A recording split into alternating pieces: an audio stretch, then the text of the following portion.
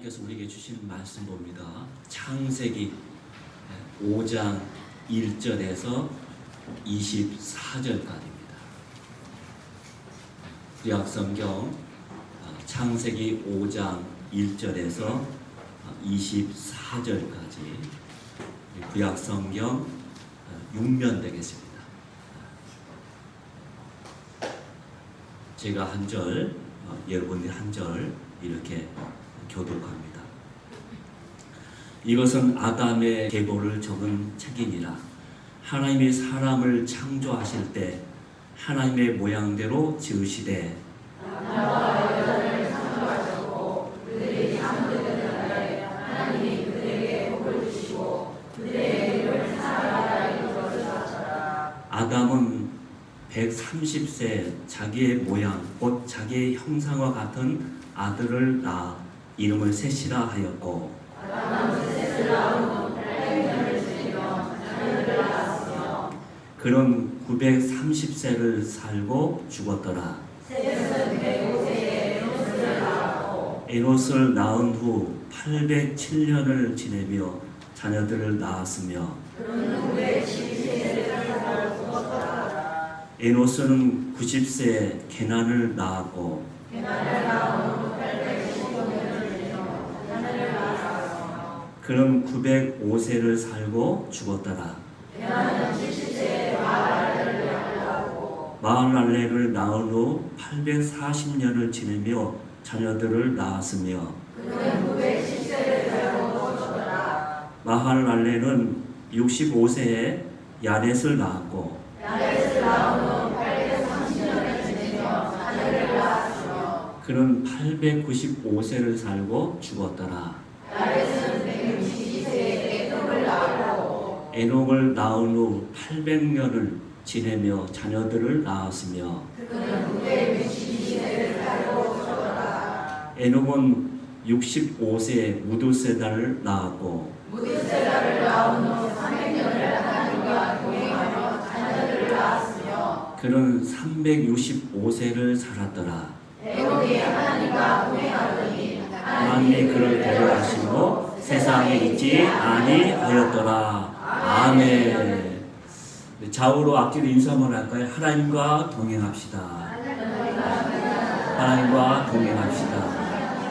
하나님과 동행합시다.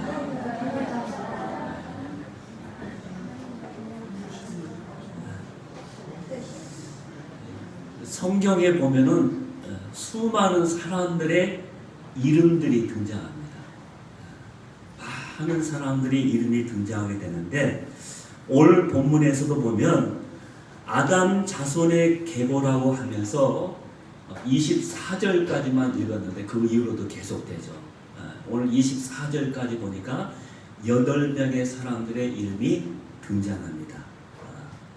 그래서 아담, 셋, 에노스 쫙 하는데 참 이스라엘 원래 이 말은 발음하기도 어렵잖아요.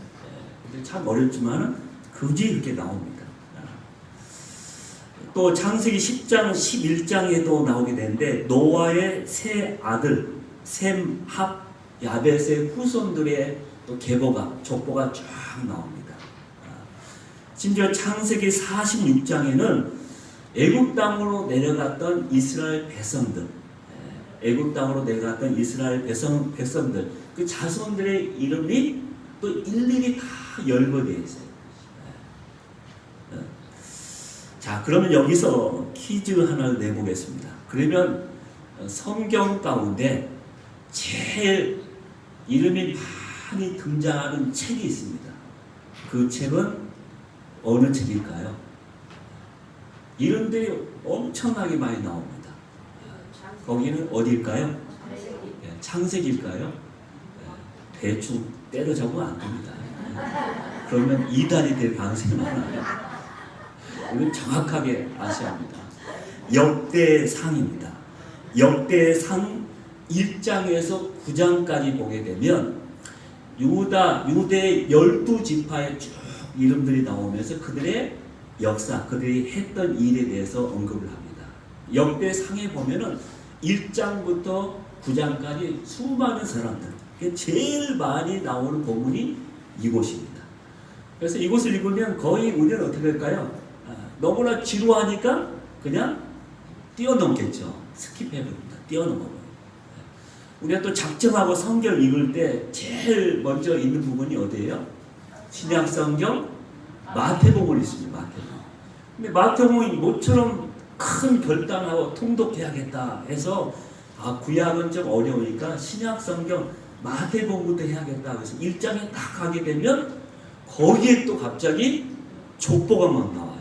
이름이 막 나와요. 에이, 그러면서 또 그냥 포기해 버릴 때가 많잖아요. 근데 하여튼 성경에는 이렇게 한 사람 한 사람의 이름을 귀하게 여기면서 소중하게 다루고 있다는 것을 우리 기억을 할 필요가 있습니다. 왜 그럴까요? 그 이름은 그 사람 존재 그 자체를 가리키고 있기 때문에 그래요. 우리 한 사람의 이름을 부르겠지만은 그 이름은 그 사람 존재 자체를 의미하기 때문에 귀한 겁니다. 다시 말해서 한 사람의 인생을 다 기술을 할 수가 없어서, 다 적을 수가 없어서 그 사람의 이름으로만 기록되어 있는 거예요. 그래서 그 한 사람의 이름에는 그 사람의 전체 인생이 달려있다. 그것에 숨겨져 있다라는 것을 우리가 알 필요가 있습니다. 그러므로 성경에 나오는 이름에는 그 사람의 전 인생이 담겨져 있기 때문에 귀한 겁니다. 대개 한 사람의 인생을 대략 80년으로 친다면 그 사람의 이름 속에 이 80년의 삶의 내용이, 그 삶의 스토리가 들어있는 거예요. 얼마나 많이 울면서 많은 애환과 고난과 눈물과 때때로는 절망과 기쁨과 그 모든 것들이 다 섞여 있는데 그 사람의 전 인생이 거기에 포함되어 있다는 것을 알게 됩니다. 따라서 이름 하나에는 그만큼의 무게감이 있다는 거예요. 우리 성경 읽을 때 그냥 단순히 한 단어로 딱 읽고 지나치지만은 그 한 단어 그 이름 속에는 그런 무게감이 있다는 것을 기억해야 합니다. 저는 이름과 관련되어서 생각나는 두 편의 영화가, 제가 봤던 두 편의 영화가 우리 생각이 났습니다. 하나는 신비도라는 영화입니다. 신비도. 여러분 보신 적이 있으시죠? 1000만 관객을 돌파했던 아주 감동 있는 영화인데, 강화도 서쪽의 신비도라는 섬에서 다시 북한에 보내는 그런 요원들을 훈련하기 위해서 했던 그 부대원들의 이야기입니다. 근데 그 영화의 그 마지막 장면이 참 인상 깊게 저한테 남아 있습니다. 그들이 너무나 힘드니까 나중에는 버스를 탈취해서 서울로 막 올라가거든요. 서울로 올라가는데 그 올라가는 도중에 포위되어 있는 거예요. 그래서 그들은 곧 죽을 운명에 처하게 됩니다. 그때 그들이 최후로 했던 행동이 무엇이냐? 버스 창이나 벽에 자기 이름 석자를 피로 쓰는 장면이 나와요. 자기 이름을 이렇게 창이나 벽에 씁니다. 왜 그런 행동을 했을까요? 그동안 그들은 이름 대신에 번호로만 불렸거든요. 그러면서 거의 짐승 취급을 당하면서 그렇게 혹독하게 인권에 있는 모든 것, 인권 말살하는 그런 훈련과 그런 대접을 받았던 것입니다. 그래서 자신의 인생의 존재가 나는 이런 사람이다, 이 땅에 살았다라는 것을 보여주기 위해서 마지막, 이게 처음이자 마지막으로 자기의 이름을 피로 적으면서 죽어가는 장면이 나옵니다. 그때 자기 이름을 적을 때 얼마나 그 마음이 뭉클하고 얼마나 그 속에 많은 것들이 포함되어 있을까요? 라는 것을 생각해 본 것이죠. 또 하나의 영화가 생각나는데 쉰들러 리스트라는 영화입니다. 이 영화는 세계 제2차 대전 당시에 유태인들의 참상을 그린 영화거든요. 스필버그가 감독한 영화죠. 그때 대부분의 유태인들은 가스실에서 죽어가는데 이 쉰들러라는 사람이 운영했던 공장에서 일했던 사람들은 살아남았다는 이야기입니다. 그런 이야기인데 원래 이 쉰들러가 운영했던 공장은 이 군수품을 만들어서 납품하는 공장이었어요. 근데 신들러는 일꾼들이 필요하다는 이유로 그 유대인들을 한 사람씩 한 사람씩 고용하기 시작합니다. 왜? 그들을 살리기 위해서. 자신의 공장에 고용하게 되면 그들을 살릴 수 있잖아요. 그래서 그 과정에서 신들러는 독일군 장교들에게 그들을 매수하기 위해서 자기의 전 재산까지 다 내놓으면서 최선을 다해서 그 일을 하게 된 거예요. 그 결과 이 신들러의 명단에 들어갔던 이름이 자그마치 1100명이나 되게 됩니다. 이것은 실화를 실제로 있었던 이야기를 영화화한 거예요. 그래서 1100명이 살게 된 거예요. 그 명단에 올라왔던 사람들은 다 살아남았던 것이죠. 그런데 저는 이 영화의 또 마지막 장면이 또한 아주 인상 깊게 남았어요. 그 장면이 뭐냐면 이제 그렇게 살아남았던 유태인들이 그 명단에 들어서 살아남았던 유태인들이 자기들의 금리를 이빨을 다 뽑아가지고 자기에게 너무나 감사하니까 이 신들에게 반지를 하나 만들어 줍니다. 근데 그 반지에는 하나의 문구가 새겨져 있었습니다. 한 생명을 구하는 자는 세상을 구하는 것이다. 한 생명을 구하는 것은 세상을 구하는 것이다. 라는 문구가 새겨져 있었습니다. 그러자 갑자기 신들러는 그 반지를 받아들고서 갑자기 대성통곡하기 시작합니다.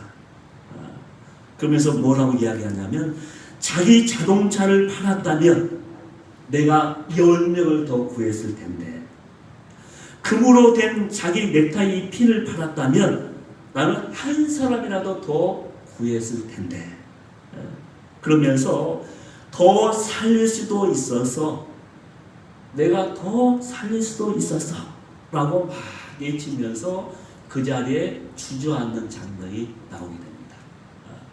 근데 그런 많은 사람들의 생명을 살렸지만은 그러나 내가 조금만 더 해서 한 명이라도 살렸다고 하면은 나는 더 이렇게 기쁘고 더 좋았을 텐데 그런 아쉬움 때문에 통곡하면서 우는 장면이죠. 여러분 신들러 리스트에 올라갔던 이름들은 그냥 단순한 이름들이 아니었던 것이죠. 그 명단의 그 이름들은 그들의 목숨이었습니다. 마찬가지로 성경의 족보에 올라온 이름들은 우리가 그냥 읽거나 빨리 그냥 지나칠 그런 스킵할 그런 이름들이 아니란 것입니다. 그 사람들은 그 이름을 남기기 위해서 아마 최선을 다해서 살았을 겁니다. 그 결과 그 이름이 남게 된 것이죠. 우리도 각자의 이름을 가지고 있습니다. 자기 이름은 참 소중하죠. 그래서 가끔 저는 하는 일이 있어요. 네이버나 구글에 한번 내 이름을 쳐보는 거예요. 내 이름을 다 쳐가지고 검색을 하게 됩니다. 그러면 자기에 관한 이름이 쫙 검색돼서 나오거든요. 만약에 여러분의 이름을 거기서 검색한다면 여러분에 대해서는 어떤 내용이 나올까요? 아니면 나오지 않을까요? 그러나 나오지 않는다고 해서 실망할 필요가 없습니다. 어쩌면 우리 대부분의 인생은 아마 한 줄로 나오지 않을 것입니다. 아는 사람이 더 많을 거예요. 그렇다고 해서 그 인생이 실패냐, 초라하냐, 그건 아니에요. 그 사람도 거기에 나오지 않지만은 자기 인생을 최선을 다해서 살았을 것입니다. 그렇기 때문에 그 한 사람 한 사람이 참 귀한 겁니다. 그래서 대부분의 사람들은 나오지 않지만 그러나 그 이름 나오지 않았다고 해서 그냥 초라한 것이 아니죠. 우리가 무시할 게 아니라는 것이죠. 자, 세상 사람들에게는 우리가 기억되지 못할지라도 중요한 것은 하나님은 우리 이름을 한 사람 한 사람 다 기억하고 계시다는 거예요. 왜? 우리 이름은 어디에 적혀 있습니까? 하늘나라의 생명책에 기록되어 있다고 계시록 말씀에 분명하게 말씀해 주고 있거든요. 우리 한 사람 한 사람의 모든 이름들은 하나님의 생명책에 기록되어 있습니다. 우리 이름은 하늘나라에 기록되어 있어 아주 귀한 것이죠. 이사야 49장 16절에 보면은 이렇게 말씀하고 있습니다. 다 같이 한번 읽을까요? 내가 너를 내 손바닥에 새겼고 너의 성벽이 항상 내 앞에 있으니. 하나님은 너를, 우리 한 사람 한 사람을 다 하나님의 손바닥에 새겼다고 말씀하고 있습니다. 새기다 하시는 거예요. 우리 한 사람 한 사람을 다 기억하고 계시는 거예요. 요한복음 10장 3절 한번 볼까요? 다 같이 한번 읽습니다. 문지기는 그를 위하여 양은 그의 음성을 듣나니 그가 자기 양의 이름을 각각 불러 인도하여 이르니라. 아멘. 목자는 자기 양들의 이름을 다 정확히 알고 있다고 했어요. 그래서 여기 말씀 보면 자기 양의 이름을 각각 불러 인도하여 된다. 예수님은 우리의 목자시죠. 그래서 우리 이름을 정확하게 알고 계십니다. 그래서 우리는 세상에서는 무명자 같으나, 세상에서 우리는 무명한 자 같으나, 그러나 하나님에게는 우리가 유명한 자. 하나님한테는 우리 한 사람 한 사람이 소중하고 유명한 사람들. 세상 사람들 우리를 그렇게 이해하지 못하고 알아주지도 않습니다. 중요한 것은 내가 하나님께 그러한 존재라는 것이죠. 사도 바울은 우리의 정체성, 바로 우리의 모습에 대해서 어떻게 선포하고 있습니까? 고린도전서 6장 9절 10절 한번 볼까요? 고린도전서 6장 9절에서 10절까지 다 같이 한번 읽습니다. 무명한 자 같으나 유명한 자여, 죽은 자 같으나 보라 우리가 살아있고, 징계를 받은 자 같으나 죽임을 당하지 아니하고, 근심하는 자 같으나 항상 기뻐하고, 가난한 자 같으나 많은 삶을 부유하게 하고, 아무것도 없는 자 같으나 모든 것을 가진 자로다. 아멘. 이게 세상 사람들이 보는 우리하고 하나님이 보는 우리는 다른 거예요. 중요한 것은, 그래서 하나님이 우리를 어떻게 보시느냐, 그 관점과 그 믿음을 갖고 사는 사람들이 바로 믿음의 사람들이야. 자꾸 세상 사람들이 나에 대해서 뭐라고 하는 것에 우리 연연할 필요가 없는 게 바로 여기에 있습니다. 그 사람들의 말에 따라서 내가 흔들 이유가 없는 거예요. 내가 괜히 낙심하고 기뻐하고 들뜨고 좋아하고 내 때는 막 그들에게 막 하길 듯이 막 그렇게 하다가도 어떨 때는 한없이 주저앉고 그렇게 절망하는 우리 모습, 그거는 옳지 않다는 거예요. 여기 보면 특별히 우리는 무명한 자 같으나 유명한 자다라고 말씀하고 있잖아요. 여러분, 유명과 무명을 세상의 인기와 칭찬으로 착각해서는 결코 안 된다는 것을 기억해야 합니다. 진정한 유명과 무명은 하나님 앞에서 판단되는 거예요. 유명하고 무명한 것은, 그렇죠? 하나님 앞에서 판단되는 거예요. 자신이 세상에 유명하다고 하여서 하나님 앞에서도 그럴 것이다, 절대로 이렇게 생각해서는 안 된다는 것이죠.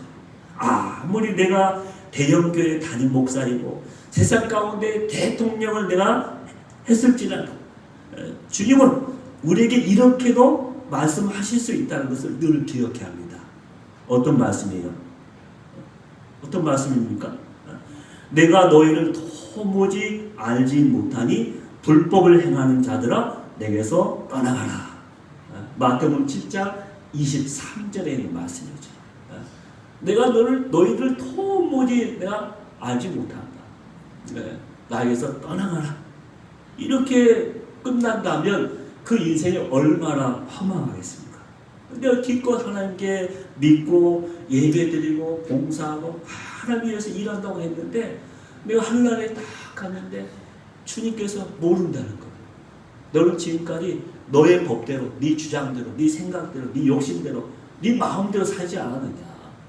나와 상관이 없는 너의 인생을 살았던 것이지 정말 나를 위해 산 것은 아니다. 도무지 알지 못한다. 얼마나 정말 비참합니까? 그러므로 하나님께 알려진 자, 하나님께 알려진 자가 진짜 유명한 자인 것이죠. 찬양 가운데 천국에서 빛나리라는 찬양이 있습니다. 천국에서 빛나리. 당신의 그 섬김이 천국에서 해같이 빛나리. 당신의 그 겸손이 천국에서 해같이 빛나리. 당신의 그 믿음이 천국에서 해같이 빛나리. 당신의 그 충성이 천국에서 해같이 빛나리. 주님이 기억하시면 좋가리. 예수님 사랑으로 가득한 모습, 천사도 흠모하는 아름다운 그 모습, 천국에서 해같이 빛나리. 중요한 것은 이 땅에서 빛나는 삶이 아니라 정말 하나님께서 인정받는 천국에서 빛나는 삶, 그런 삶을 우리가 지향하며 가야 한다는 것입니다. 자, 그렇다면 오늘 다시 본문으로 가서요. 오늘 본문에 언급된 그 사람들이 쭉 나오게 되는데 그들에게 공통적인 묘사되는 장면이 나옵니다. 그 공통적인 묘사가 무엇입니까? 세 단어가 계속해서 반복해서 나오는데 뭐예요? 나았고 지내며 죽었다, 이겁니다. 여러분, 인생이 바로 별거 있습니까? 바로 이거예요. 태어나서 살다가 죽는 것이죠. 그런데 우리 인생에는 중요한 두 가지가 있습니다. 첫째는 그냥 뭐냐면 그냥 사는 거예요. 우리 인생 사는 거예요. 자기에게 주어진 생명을 부지런히 사는 것, 평범하지만 부지런히 최선을 다해서 사는 것, 그게 위대한 것입니다.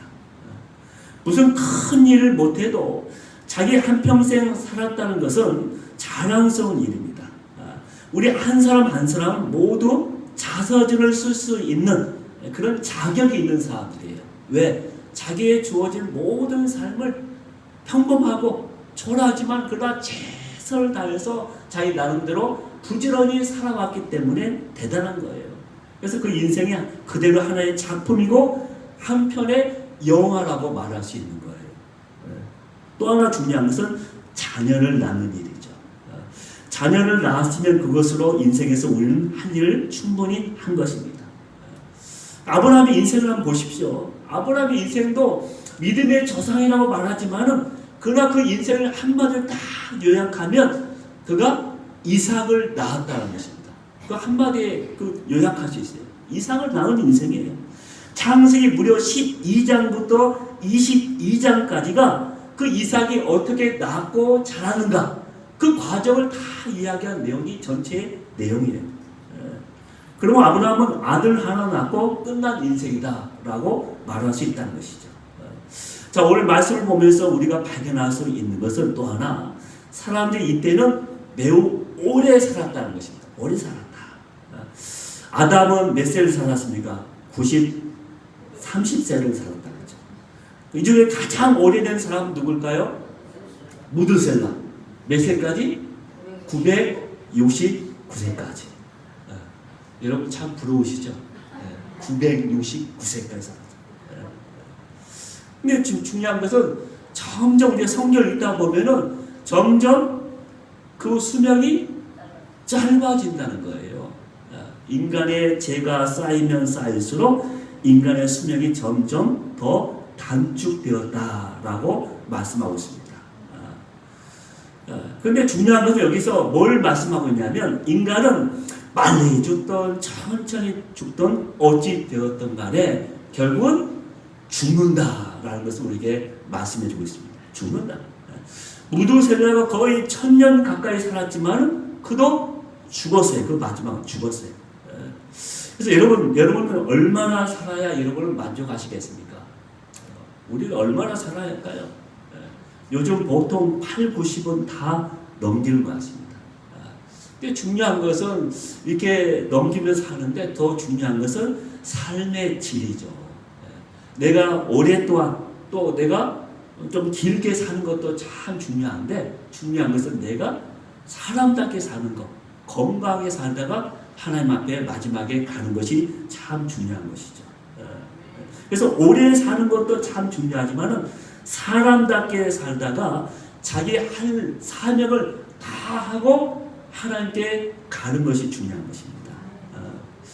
여러분은 복을 받을 때 모세와 같은 복을 받을 수 있기를 바랍니다. 왜? 모세도 참 오래 살았습니다. 몇 세까지? 120세까지. 근데 120세까지 그가 살다가 하나님의 부르심을 받았는데 그렇게 오래 산 것도 참 부럽지만은 그 마지막 모습이 더 부러운 거예요. 그래서 모세처럼 살고 싶은 거예요. 우리 신명기 34장 7절에 보면 자, 모세는 마지막 장면, 그가 죽을 때 어떠한 모습인가 그것을 말씀하고 있습니다. 신명기 34장 7절 다 같이 한번 읽을까요? 시작. 모세가 죽을 때 나이 120세였으나 그의 눈이 흐리지 아니하였고 기력이 쇠하지 아니하였더라. 네, 그거는 모세 죽을 때까지 눈이 흐리지 않고 기력이 쇠하지 않았다. 그렇게 말씀하고 있죠. 이게 정신이 멀쩡했고 자기 할 일을 다 하고 하나님의 부르심을 받았다는 거예요. 그래서 저와 여러분의 인생길도 이와 같기를 주의 이름으로 축원합니다. 그래서 우리가 병원에서 시름 앓다가 우리가 죽기보다는 일하는 현장에서 하나님께 부름 받는 것이 참 복이겠죠. 그 나이 들어서도 일을 할 수 있다는 것, 끝까지 내 손으로 뭔가를 할 수 있다는 것은 큰 복이에요. 저와 여러분의 인생길도 바로 그렇게 돼야겠죠. 오늘 말씀에 등장하는 8명 가운데 특별히 그런데 마지막으로 눈에 띄는 한 사람이 등장합니다. 누굽니까? 에녹입니다. 에녹. 5장 22절에서 24절에 나오는 에녹인데 22절 24절 한번 다 볼까요? 무두세라를 낳은 후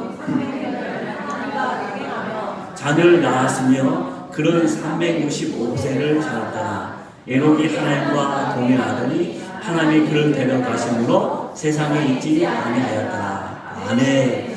22절 24절에 보면 하나님과 동행했다라는 말이 계속 반복해서 나옵니다. 몇 년 동안 하나님과 동행했다고요? 300년을 동행했다. 300년. 300년. 그 후에 하나님이 그를 데려가셨습니다. 이 300년 동안 그런 어떤 큰 업적을 남긴 것도 없어요. 오늘 말씀 보니까. 그렇죠? 어떤 큰 일을 한 것도 없어요. 그냥 지극히 평범한 삶을 살았을 뿐입니다. 어떤 드라마틱한 인생도 아니었습니다.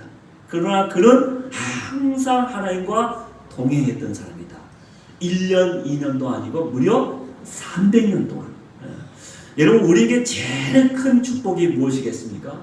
바로 에녹처럼 하나님과 동행하는 사람. 우리 믿음 생활, 그것은 무엇일까요? 하나님과 동행하는 거예요. 그 이상도 그 이하도 아니에요.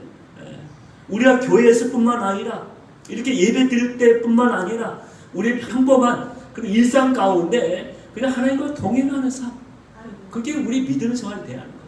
그 속에서 늘 하나님의 이름을 부르고 하나님의 뜻을 헤아리면서 또 하나님의 우리의 모든 것을 어떻게 하면 내 하나님을 기쁘시게 할까 하면서 사는 것, 그게 동행이죠. 자, 그럼 오늘 본문에 등장하는 에녹의 삶, 구체적으로 살펴봅니다. 에녹은 하나님과 동행하는 삶을 살았다고 말씀하고 있죠. 본문 21절, 22절을 보면은 에녹은 65세에 무두세라를 낳았고 300년간 하나님과 동행했다. 근데 이 동행이라는 단어는 히브리어 할라크라는 단어인데 뜻을 쫓다, 그다음에 삶을 살다라는 뜻이 있습니다.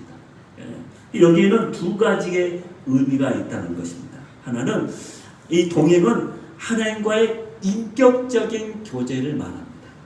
이 동행한다는 것은 하나님과 인격적으로 교제하는 거예요. 인격적으로 교제한다는 것은 뭡니까? 우리의 삶 가운데 그 모든 것을 매사에 하나님께 구하고 여쭤보고 그런 삶을 산다라는 뜻입니다. 또 시간을 정해놓고 하나님께 기도하며 찬송하며 그 예배를 통해서 하나님과 교제하는 것을 의미합니다. 여러분, 하나님은 언제나 우리와 함께 교제하기를 원하십니다. 하나님, 우리가 항상 내가 잘 될 때에도 내가 잘 되지 않을 때에도 내가 기쁠 때도 슬플 때도 항상 하나님은 우리와 교제하기를 원하세요. 그래서 하나님은 아담과 하와가 범죄한 후에도 그들을 찾아오셨습니다. 가인이 범죄한 후에도 그를 찾아오셨습니다. 또 신약 시대에는 어떡합니까? 인간의 모습을 입고 이 땅에 오셔서 우리를 찾아오셨습니다. 또 예수님이 부활해서 승천하신 다음에 다시 성령님을 보내셔서 우리에게 찾아오십니다.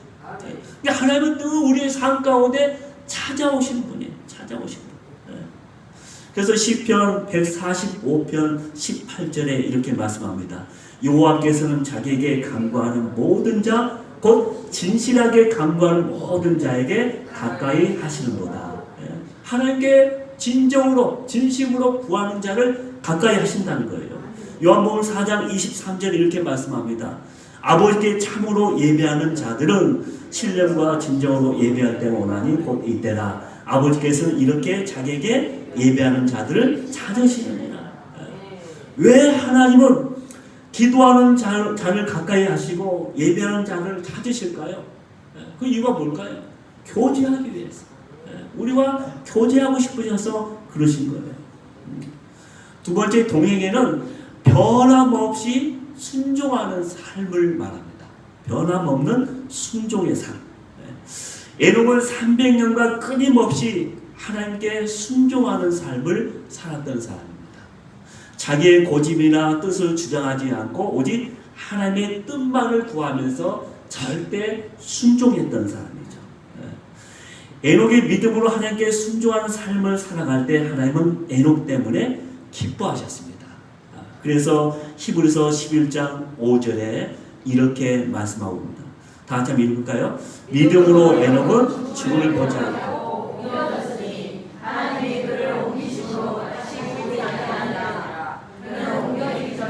하나님을 기쁘시게 하는 자랑하는 증거를 받았느니라. 에녹은 하나님을 기쁘시게 하는 자다라는 증거를 받았다고 말씀하고 있죠. 바울은 자기 삶을 살면서 사람보다 먼저 하나님께 기쁘시게 하지 않으면 나는 그리스도의 종이 아니다라고 선언했던 사람이에요. 이게 매사에 끊임없이 하나님께 먼저 순종하는 삶을 통해서 하나님과 동행했다는 것이죠. 그래서 하나님을 기쁘시게 하셨다는 겁니다. 두 번째, 에녹은 이렇게 동행의 삶이었고 또 하나는 의로운 삶을 전파했던 사람입니다. 에녹이 살던 시대에는 패역한 시대였잖아요. 그래서 창세기 5장 다음에 바로 6장에 보면은 그 당시 얼마나 사회가 타락했나라는 그 사회상이 나오게 됩니다. 그래서 심지어 하나님께서는 후회하고 탄식합니다. 탄식하죠. 그러면서 6장 5절에서 7절에 보면 바로 하나님께서 그들 가운데 타락한 그 세상을 노아의 물로 노아 때 물로 심판하겠다는 내용이 바로 6장에 등장하죠. 그러나 에녹은 그런 패역한 시대에서도 결코 물들지 않고 믿음으로 정복하면서 의로운 삶을 살았다는 거예요. 의로운 삶을 또한 살지 않으면 너에게도 심판이 있을 것이라고 애쳤던 사람이 에녹입니다. 그래서 그런 이슬로만 그렇게 애쳤을 뿐만 아니라 그렇게 자기의 삶을 통해서 의롭게 살았던 사람이에요. 그래서 그 모든 것을 자신의 삶을 통해서 보여주었던 것이죠. 그래서 유다서 1장 14절 15절에 보면 이렇게 말씀을 하고 있습니다. 아담의 7대 손 에녹이 이 사람들에게 대하여 예언하여 이르되 보라 주께서 그 수많은 거룩한 자와 함께 임하셨나니 이는 무 사람을 심판하사 모든 경건하지 않는 자가 경건하지 않는 행한 모든 경건하지 않는 일과 또 경건하지 않는 죄인들이 주를 거슬러 한 모든 완악한 말로 말미암아 그들을 정죄하여 하심이라 하였느니라. 아멘. 그래서 에녹이 그렇게 예언했다는 거예요. 너희를 정죄하고 심판하겠다. 왜? 경건치 않았기 때문에. 그래서 이 경건하지 않다라는 말을 여기에 4번이나 계속해서 반복하고 있습니다. 경건하지 않는 자는 반드시 하나님께서 심판하고 정죄한다. 여러분, 우리가 살아있는 믿음을 가지고 있으면 얼마든지 패역한 시대 가운데서도 우리가 오염되지 않고 우리의 경건을 지켜나갈 수가 있다는 거예요. 여러분, 그래서 우리는 살아있는 믿음의 사람이 되어야 해요. 우리가 믿음 생활 할 때도, 우리 예배 드릴 때도, 기도할 때도, 우리가 찬송할 때도 좀 살아있는 사람처럼 찬송하고 기도하고 예배 드려야 하잖아요. 그냥 우리가 형식에 따라서, 의식에 따라서 오늘도 주일날 와서 또 우리가 찬양하니까 찬양하고 또 예배 드리니까 순서에 따라서 그냥 이렇게 하다가 1시간 지나면 끝. 그리고 그 다음부터는 나 마음대로. 그게 아니잖아요. 우리가 찬송을 하더라도 내 몸 마음을 다 담아서, 내가 기도를 하더라도 내 모든 뜻을 다 해서, 그렇게 해서 우리가 예배하고 하나님 앞에 나아갈 때 우리 믿음이 살아 움직이는 믿음이 되는 것이죠. 그래서 그러한 하나님과 함께 우리는 교제하면서 우리의 삶이 하나하나 바뀌게 되는 거예요. 우리가 살아나는 거죠. 다시 소생하는 거예요. 죽어가는 화초 가운데 물을 다 주고 나면 죽을 것 같았는데 다시 살아나요. 하나님께서 그에게 생명을 주시기 때문에, 그에게 호흡을 주시기 때문에 살아나는 거예요. 우리가 예배 시간 1시간 우리가 주님 앞에 찬송하고 기도하는 모든 시간들이 그렇게 돼야 합니다. 그럴 때 우리 믿음이 다시 살아날 수 있고 세상을 거슬러 올라갈 수가 있는 거예요. 아무리 세상이 타락하고 폐역해도 그 가운데 우리의 믿음을 지키면서 에녹처럼 살아갈 수가 있는 거예요. 세 번째로 에녹은 죽음을 맛보지 않고 하늘나라에 올라갔다고 말씀하고 있습니다. 이 땅의 모든 인간은 다 육신의 죽음을 맛보게 됩니다. 죽지 않는 사람 한 사람도 없어요. 그런데 에녹은 그렇지 않았습니다. 곧바로 천국으로 올라갔다고. 얼마나 큰 복입니까? 죽음을 맛보지 않고 그렇게 갔기 때문에. 그런데 이것은 장차 우리들의 최후 승리의 예표라는 것입니다. 에녹이 그렇게 갔듯이 너희들도 이 땅에서 하나님을 잘 믿고 동행하다 보면 너도 어느새 너도 알지는 못하는 그 순간에 하늘나라에 가 있을 것이다. 천국에 가 있을 것이다. 그것을 미리 우리에게 보여주는 하나의 그림자라는 거예요. 이 땅에서 얼마든지 그러한 일이 일어날 수 있다 라는 것을 보여주는 거예요. 우리 한 사람 한 사람은 그런 믿음과 동행함을 삶을 통해서 그렇게 갈 수가 있는 것이죠. 여러분, 우리는 아무런 힘이 없지만 그리스도께서 이미 승리하신 그 승리의 약속을 믿으면서 가는 자들입니다. 그래서 세상 가운데 우리는 질 수밖에 없어요. 마귀 가운데 넘어질 수밖에 없고 그 가운데 우리 항상 질 수밖에 없지만, 그러나 예수 그리스도께서 이미 이기셨기 때문에 우리는 그 다음부터 승리할 수가 있는 거예요. 그래서 그것을 미리 에녹을 통해서 우리에게 보여주고 있는 것입니다. 그러면 우리는 담대하게 살아야 합니다. 담대하게. 고린도전서 15장 57절에 보면, 그래서 바울은 이렇게 선포합니다. 우리 주 예수 그리스도로 말미암아 우리에게 이김을 주시는 하나님께 감사하노라. 나에게 이김을 주시는 하나님께 내가 감사하노라. 고린도전서 15장 58절에는 또 이렇게 말씀합니다. 다 함께 한번 읽을까요? 그러므로 내 사랑하는 형제들아, 경고하여 흔들리지 말며 항상 주의 일에 더욱 힘쓰는 자들이 되라. 이는 너희 수고가 주 안에서 헛되이 하는 줄 아니라. 여기 말씀 보면 경고하며 흔들리지 말라. 너에게는 예수 그리스도께서 계시지 않느냐. 이미 그분은 승리하시고 그 뒤를 따르는 우리도 승리할 수 있다라고 분명하게 외쳤던 것이죠. 고린도후서 4장 8절 9절에 이렇게 말씀합니다. 우리가 사방으로 우겨싸움을 당하여도 쌓이지 아니하며 답답한 일을 당하여도 낙심하지 아니하며 박해를 받아도 버림받지 아니하며 거꾸로 뛰임을 당하여도 망하지 아니하고. 우리는 그런 존재라는 거예요. 결코 넘어지지 않고 계속해서 쓸 수밖에 없는, 승리할 수밖에 없는 존재라는 것이죠. 마지막 네 번째는 에녹은 자손에게까지 축복을 계승한 사람이었음을 말씀해주고 있습니다. 그 비결이 뭘까요?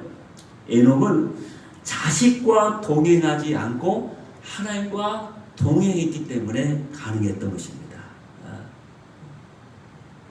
에녹은 자식과 동행하지 않고 하나님과 동행했습니다. 그렇게 했기 때문에 하나님은 아들 무드셀라와도 동행해 주셨다는 거예요. 그래서 무드셀라는 인류 역사상 가장 오래 장수한 사람으로, 그래서 969세까지 살게 된 것이죠.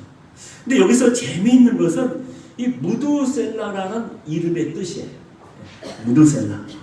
그 뜻이 어떤 뜻이냐면 대확장, 창 던지는 자, 그가 죽으면 보낸다라는 뜻이 있습니다. 여기서 무엇을 보낸다는 말일까요? 무엇을 보냈을까요?